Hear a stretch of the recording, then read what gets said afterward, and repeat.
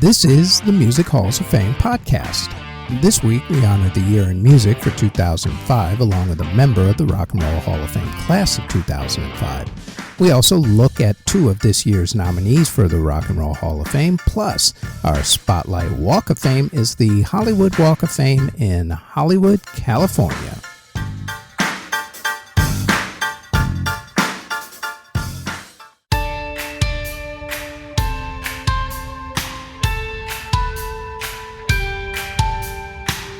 Before we get going with the podcast, like everyone tells you, please like, subscribe, and hit the notification bell so you'll know when these podcast episodes drop, which is usually every Thursday. Now, on to this week's episode.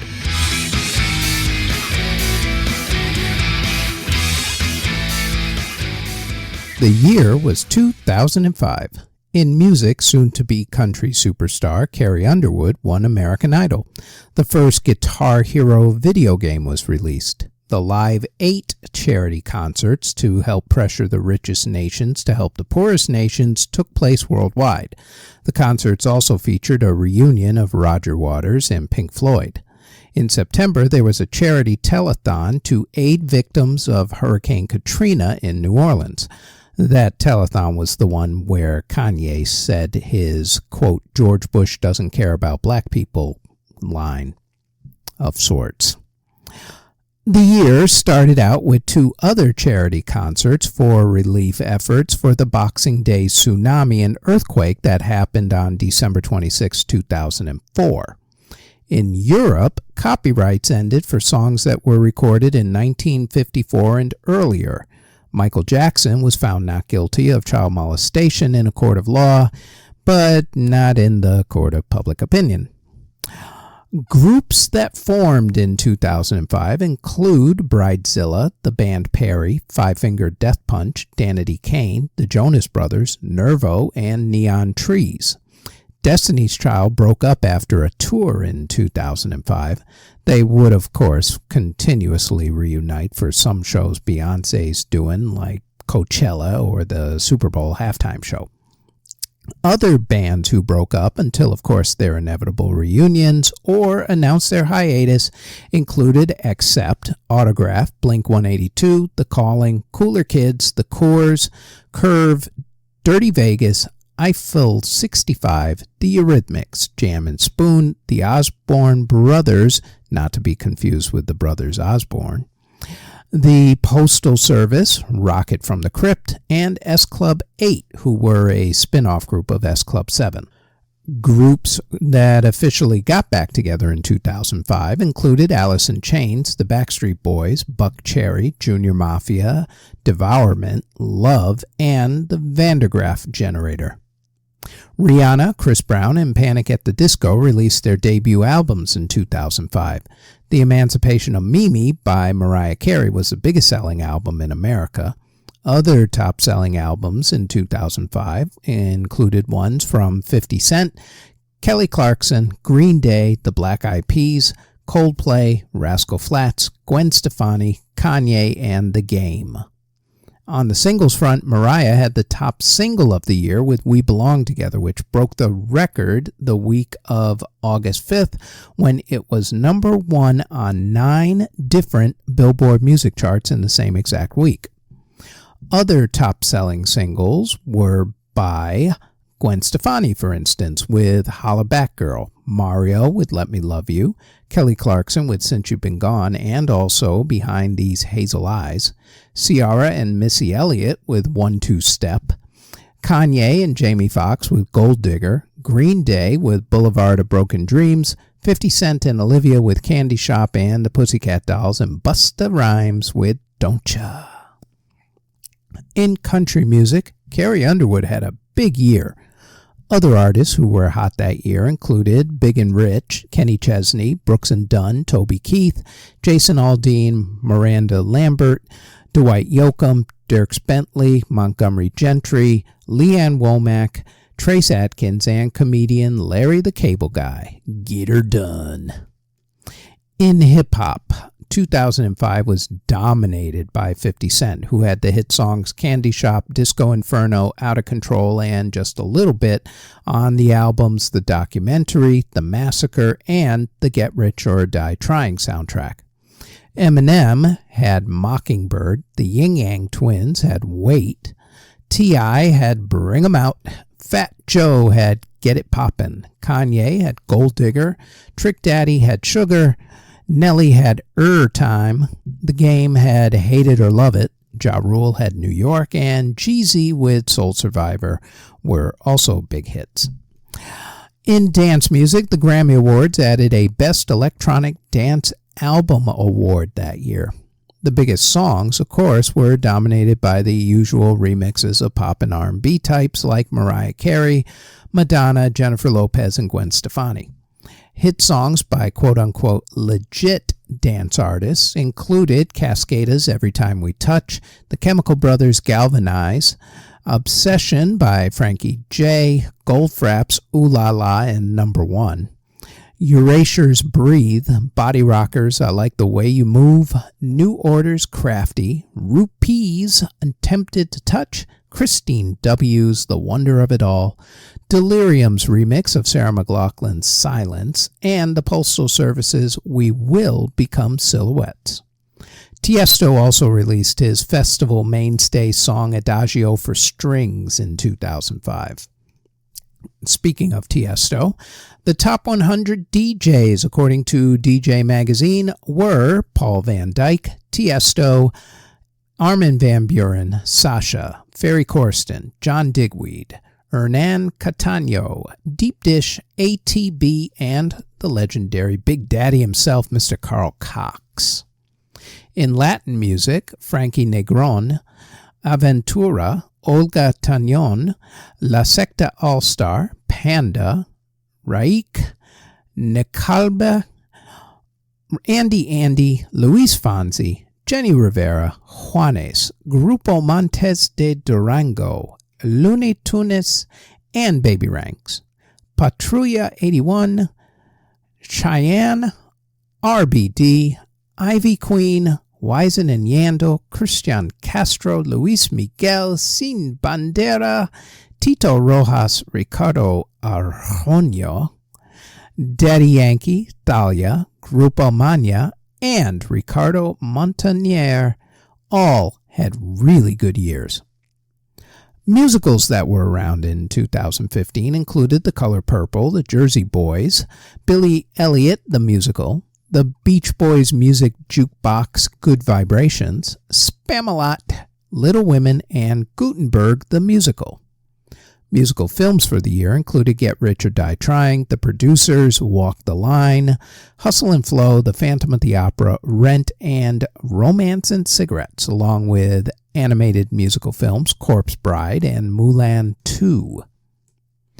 Musicians who passed away in 2005 included opera soprano Birgit Nilsson, not to be confused with famed 80s actress Brigitte Nielsen, Brazilian singer Aroya Miranda, drummer Mike Botts, and guitarist Jimmy Griffin of Bread, along with drummer Tony Meehan of The Shadows, musician Ray Bumatai, blues singer R.L. Burnside, singer extraordinaire Mr. Luther Vandross, singer Shirley Goodman of Shirley and Company, singer Eugene Record of the Shylights, Barry Cowsills of the Cowsills, who actually drowned during Hurricane Katrina, blues musician Clarence Gatemouth Brown, guitarist Nick Hawkins of Big Audio Dynamite 2, guitar legend Link Ray, drummer Mark Craney of Jethro Tull, singer-songwriter Chris Whitley, singer Long John Baldry, guitarist Eric Griffiths of the Quarrymen, drummer Keith Knudsen of the Doobie Brothers, singer Edward Patton of Gladys Knight and the Pips, singer Danny Joe Brown of Molly Hatchet, guitarist Rod Price of Foghat, singer Bobby Short, DJ Tommy Vance, drummer Paul Hester of Crowded House, singer David Wayne of Metal Church, guitarist Dominique Troiano of The Guess Who, bassist Carl Mueller of Soul Asylum, bassist Stingray Davis of Parliament Funkadelic, country music star Chris Ledoux, country music singer Sammy Smith, drummer Spencer Dryden of Jefferson Airplane, opera soprano Victoria de Los Angeles, and Jim Capaldi of Traffic. In awards for music that was released in 2005, U2 won the Grammy Award for Album of the Year for How to Dismantle an Atomic Bomb. They also won Song of the Year for Sometimes You Can't Make It on Your Own. Green Day won Record of the Year for Boulevard of Broken Dreams, and John Legend won Best New Artist. At the Billboard Music Awards, the big winners were 50 Cent, Mariah Carey, Gwen Stefani, and Green Day. At the American Music Awards, Gwen Stefani, Will Smith, Sugar Land, and Green Day won big. John Legend won the most awards at the Soul Train Music Awards. The MTV Video Music Awards were held in Miami right around the time that Hurricane Katrina came roaring through Florida before crossing the strait, strengthening in the Gulf of Mexico, and then heading towards its eventual date with infamy in New Orleans. During the MTV Video Music Awards ceremony, Green Day won Video of the Year for Boulevard of Broken Dreams. At the Eurovision Singing Contest, which was held in Kiev, Ukraine, Helena Paparizou from Greece won for the song My Number One. Keith Urban won the Country Music Association Entertainer of the Year Award. Kenny Chesney won Entertainer of the Year at the Academy of Country Music Awards. Coldplay won Best British Album for X and Y and Best British Song for Speed of Sound at the Brit Awards. Michael Bublé won Artist of the Year at the Juno Awards. He also took home Best Album for It's Time and Song of the Year for Home. Missy Higgins won Album of the Year for The Sound of White, and Ben Lee won Song of the Year for Catch My Disease at the ARIA Music Awards.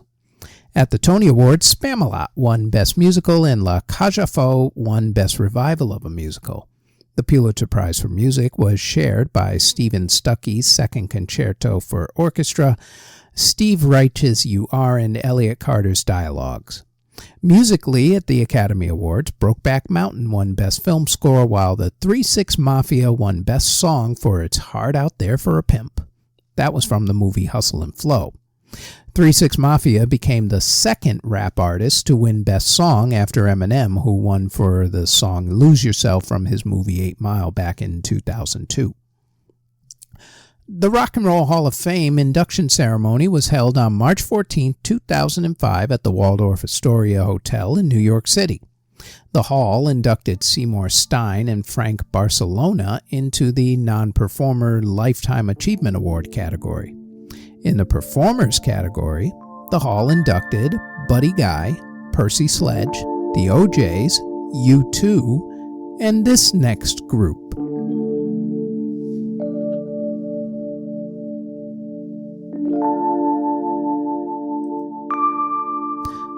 The Pretenders were started by lead singer and guitarist Chrissie Hynde. Hynde was born in Akron, Ohio on September 7, 1951.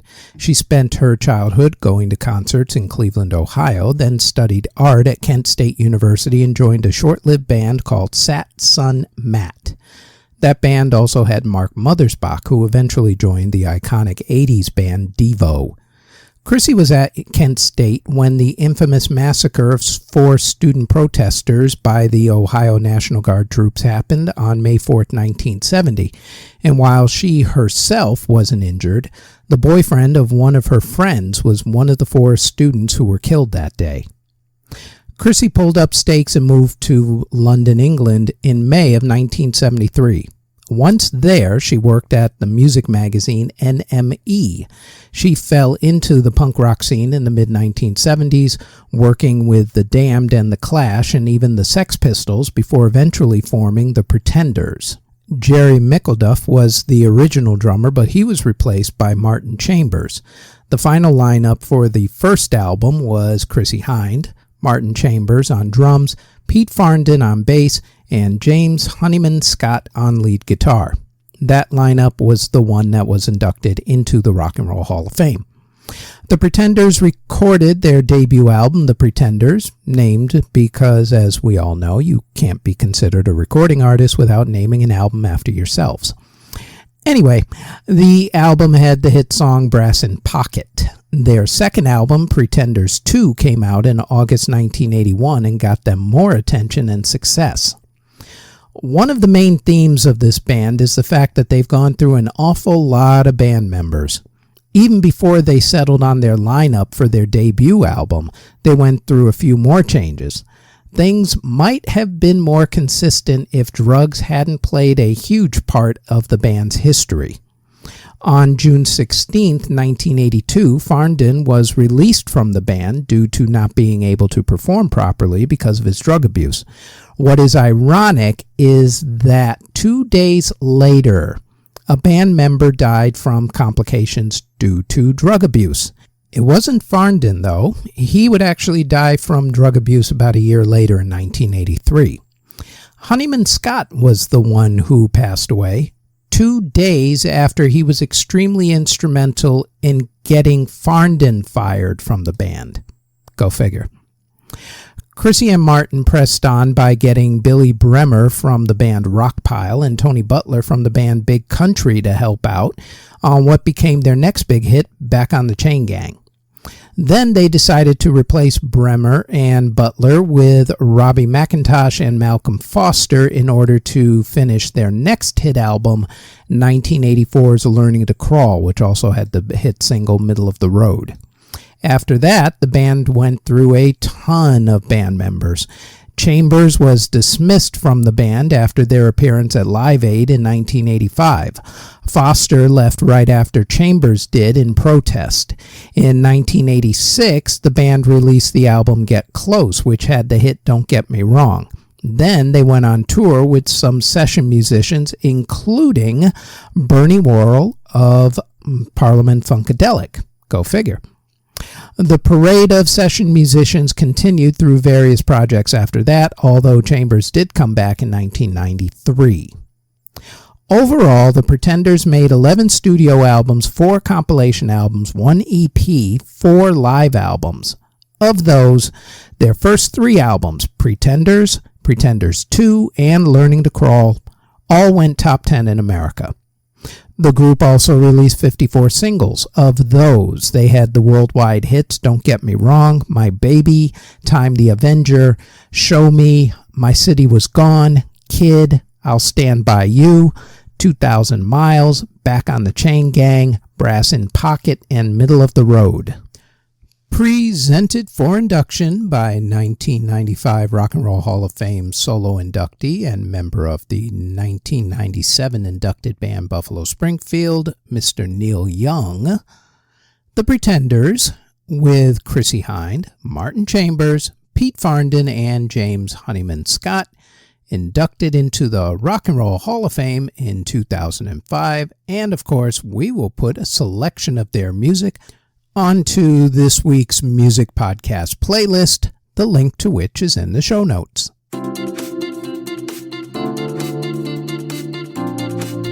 Before we go any further, we'd like to tell you that there is now a Music History In-Depth podcast where we go more in-depth on a few of the events that happened in music history for that particular week.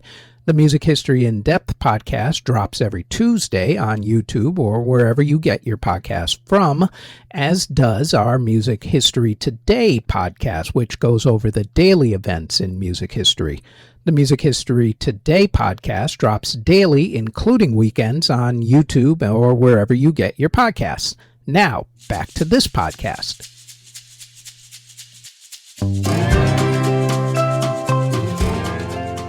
The Rock and Roll Hall of Fame released its nominees for the Performers category for this year's induction into the next class for the Hall.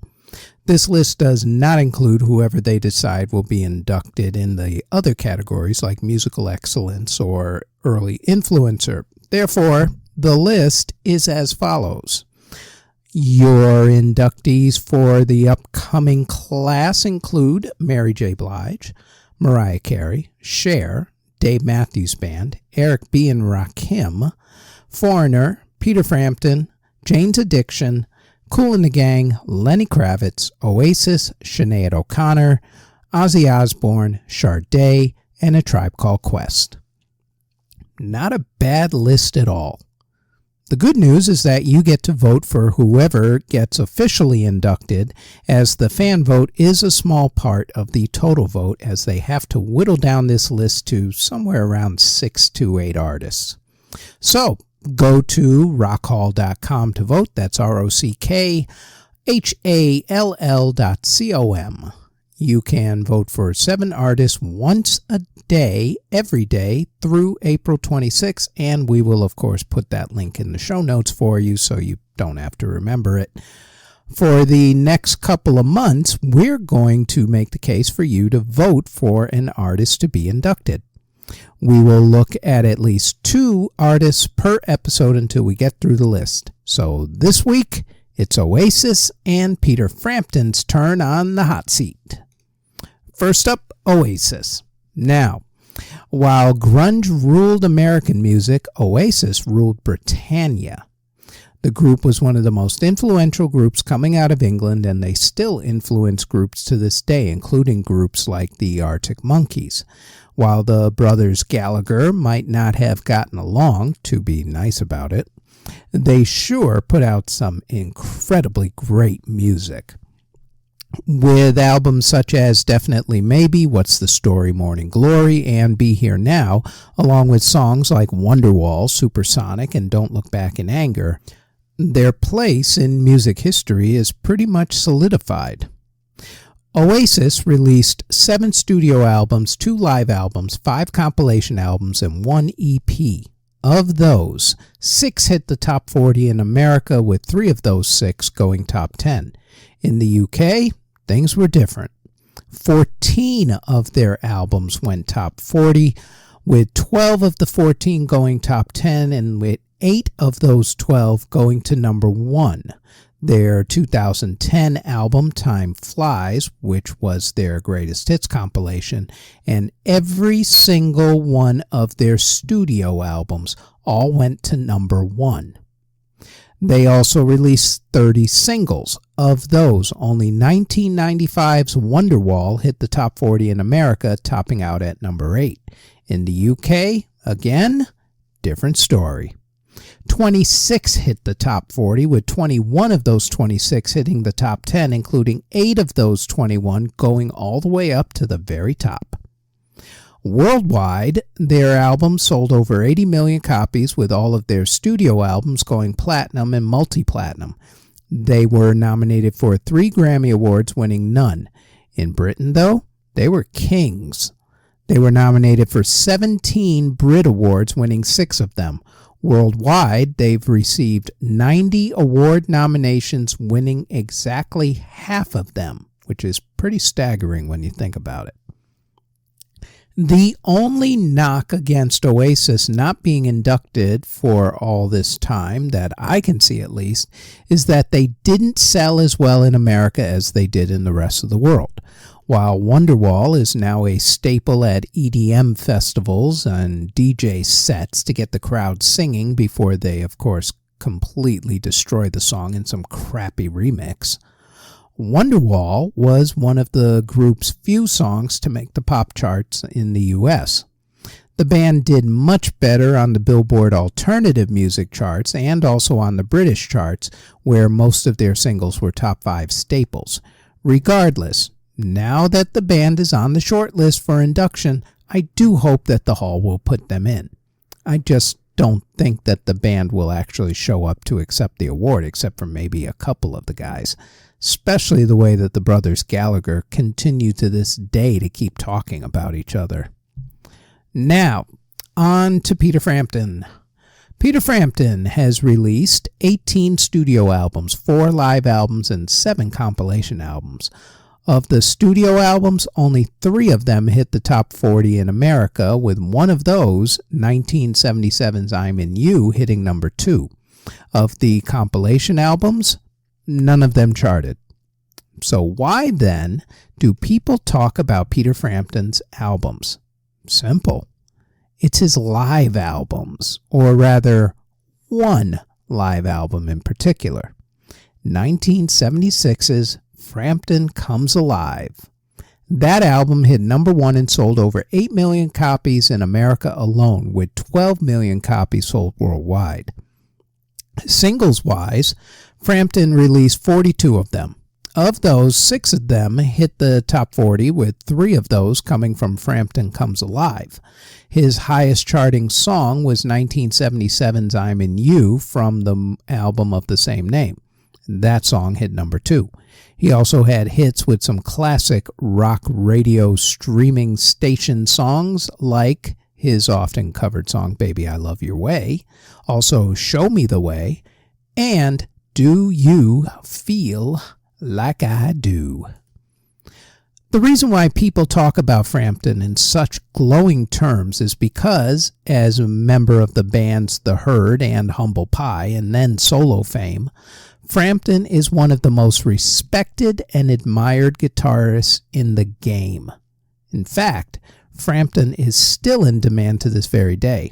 As such, his reputation as a guitarist has made him an icon. Also, something else that I've kind of noticed about the hall, specifically about the ceremony itself. I have noticed that if you're not in the hall just yet, but you show up to either induct someone or to perform as a surprise guest, then you usually will get into the hall yourself within the next few years or so. It happened with Duran Duran. It happened for Rage Against the Machine. And at the last ceremony, Peter Frampton was a surprise guest for Sheryl Crow's induction. Could that have paved the way for him to get into this year's class? Perhaps. We'll soon find out, though. Remember, you can go to rockhall.com to vote. You can vote for 7 artists once a day, every day, through April 26th.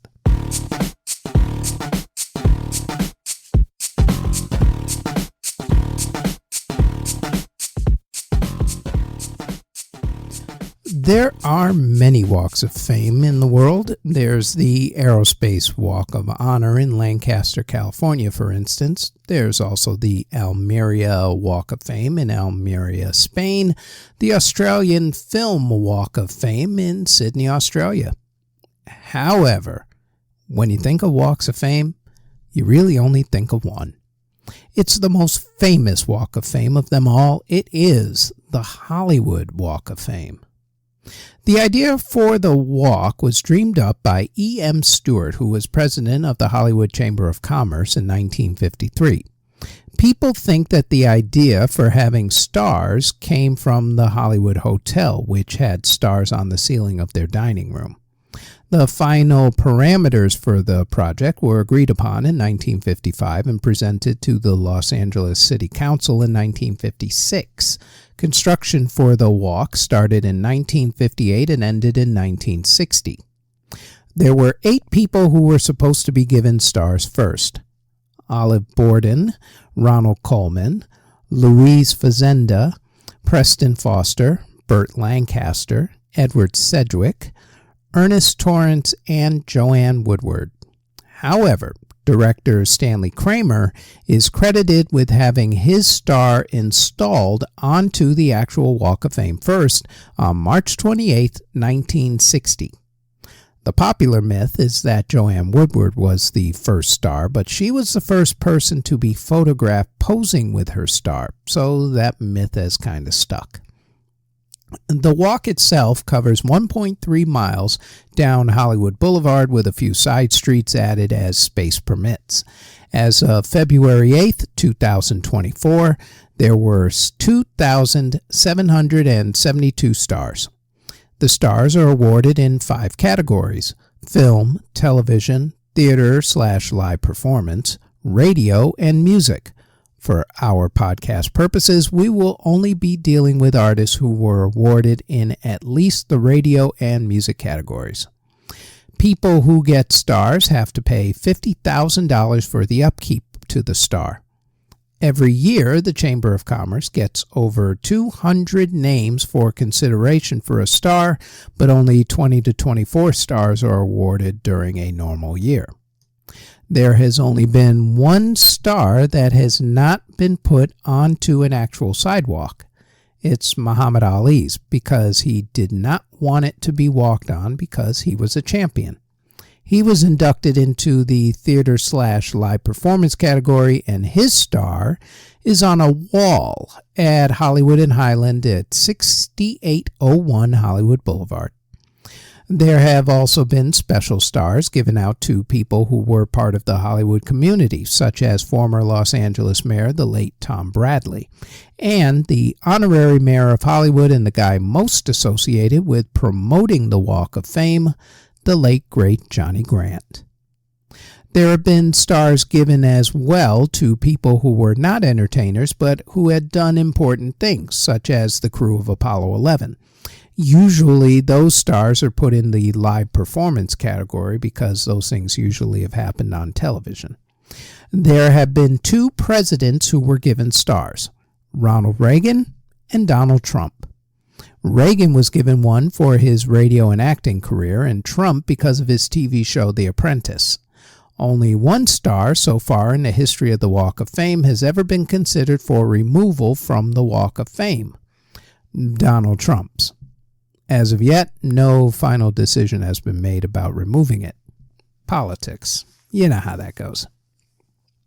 Now, when I was writing this, I had figured that this band was already on the Walk of Fame, so imagine my surprise when this legendary group who made their name playing in the Sunset Strip rock clubs in Hollywood has still, to this day, not been given a star on the Hollywood Walk of Fame. Therefore, instead of telling you who is on the Walk of Fame, I'm going to tell you who should be on the Walk of Fame. And when you hear it, you'll scream about it. Trust me. Because it's the band Van Halen. The band Van Halen changed the game in a few different ways. First off, they were a California hair band before there was such a thing as a hair band. Second, their guitarist, Eddie Van Halen, during their heyday, excited the music community like no other guitarist since Jimi Hendrix. Eddie is actually still considered one of the greatest guitarists of all time, right behind Hendrix and probably Eric Clapton. The band itself has 4 chapters. Chapter 1, it started in California. Eddie and his brother, drummer Alex Van Halen, started a band in the mid-1960s called the Broken Crumbs. It was originally Eddie on drums and Alex on guitar, but Alex liked the drums more, so they switched instruments, which pretty much changed guitar history forever. They got popular on the local front, changed their name to the Trojan Rubber Company because why not? And then they broke up. In 1972, they formed another band and called it Genesis, even though there was another more famous at the time band named Genesis, but you know, details. They eventually changed their name to Mammoth before finally settling in on their last name, Van Halen. Mark Stone played bass guitar at the time, but was soon replaced by a local guy who played in the band Snake called Michael Anthony. They were renting a sound system from a guy who they had auditioned for lead singer, but who didn't pass the audition. Later, though, they figured that it was far better to just let the guy sing because they wouldn't have to rent the sound system from him, thus saving them a ton of money. Smart idea. That guy, by the way, that was David Lee Roth. The band played gigs in the Los Angeles area and especially on the famed Sunset Strip nightclubs. They first were noticed by Gene Simmons of the group Kiss, who tried to get them signed but was told that the band would never make it. Goes to show you, never listen to anybody. In 1977, they were finally signed to Warner Brothers Records after a couple of Warner execs went to see the band perform at the Starwood Club in Hollywood. From their debut self-titled album to their 6th album, 1984, the band solidified its spot in rock music history. With the showmanship of Diamond David Lee Roth, the virtuosity of Eddie's guitar, Michael's pounding bass, and Alex's thunder drums, the band cranked out hits like Jump, Running with the Devil, Everybody Wants Some, Ice Cream Man, Panama, and so many more. Their live performances became legendary. Their problems actually started around their third album, as Eddie wanted to move away from the good time songs and do more meaningful work. The group also started using more synthesizers, especially on the 1984 album. David went off and did Vegas-style music with a kitschy remake of California Girls and I Ain't Got Nobody, along with Just a Gigolo. Finally, things came to a full boil and David was out of the band. He went on to find his own guitar virtuoso in the legendary Mr. Steve Vai, and together they put out a couple of hit solo albums like Yankee Rose. And that was the end of the band, or at least chapter 1. Normally, a band losing a popular lead singer would kill a normal band, but the band had another chapter when the Red Rocker, Mr. Sammy Hagar, came on board. That was after Daryl Hall of Hall & Oates and Patti Smythe of the band Scandal both turned down the lead singer spot. Sammy already had a successful solo career going at the time with hits like I Can't Drive 55, Where Eagles Fly, and Three Lock Box. The band, however, did not miss a beat with Sammy. Sammy's first album with the band was the 1986 album 5150, which had huge hits like Why Can't This Be Love, Dreams, and Love Walks In. The group then followed that one up with OU812 with the hits When It's Love and Finish What You Started. Their next album was For Unlawful Carnal Knowledge with the hits Pound Cake and Right Now. The 1995 album, Balance, finished off the Sammy Hagar chapter, but before then, all of the other Hagar albums were huge hits, winning awards and selling millions of records. Hagar abruptly left the group in 1996. Hagar would later say that Eddie's personal problems were a big reason, as Eddie was continuously fighting alcoholism. David came back briefly to record a couple of new tracks for a greatest hits album, and while there was talk at the time of a reunion, the infighting started yet again before anything else came of it, and that was that. Former lead singer for the band Extreme, Gary Cherone, would enter the next chapter of the band, and together they put out the album Van Halen 3, which crashed and burned, to be honest. That era lasted from 1996 to 1999. The band went on hiatus for a few years, but opened up a new chapter by bringing Sammy back for a reunion tour in 2003.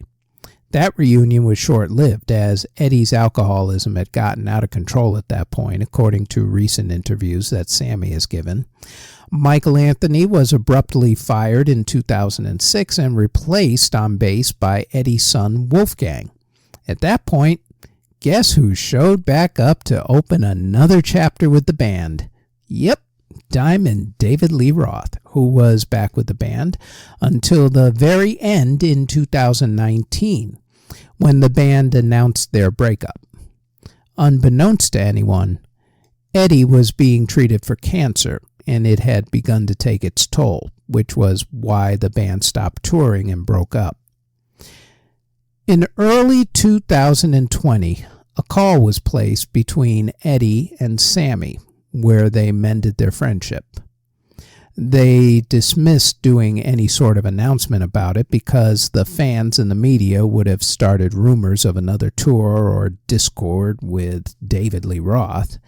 Eddie's inner circle also knew that he didn't have much time to even consider another tour because they knew that his time was short. They were right. On October 6, 2020, the untimely death of Eddie Van Halen occurred as he passed away from cancer. Eddie Van Halen was 65 years old. When the band was inducted into the Rock and Roll Hall of Fame, the only members who showed up to accept the award were the two members no longer in the band at that point, Sammy and Michael, who started a band called Chickenfoot, then another one called The Circle. Sammy, of course, has his own clubs called the Cabo Wabo Clubs and his own music interview show on Access Television. After the demise of Van Halen, Wolfgang started his own band. David and Alex are in retirement, although David has floated the idea of doing a reunion and/or solo tour or a Las Vegas residency. As of now, though, nothing has come to pass, although David does have a podcast and also a radio show of sorts, where his trains of thought are, well, typical Diamond David Lee Roth, which means kind of all over the place. The group Van Halen, whose star better be one of the upcoming ones on the Hollywood Walk of Fame in Hollywood, California, and we will put selections from Van Halen along with Oasis Peter Frampton and the Pretenders onto this week's podcast music playlist, the link to which is in the show notes. The Music Halls of Fame podcast is part of the Music History Today network, which can be found under Music History Today on Spotify, Apple Music, Amazon Music, iHeartRadio, or wherever you get your podcast from, and also on our YouTube page under Music History Today. Thank you very much for listening.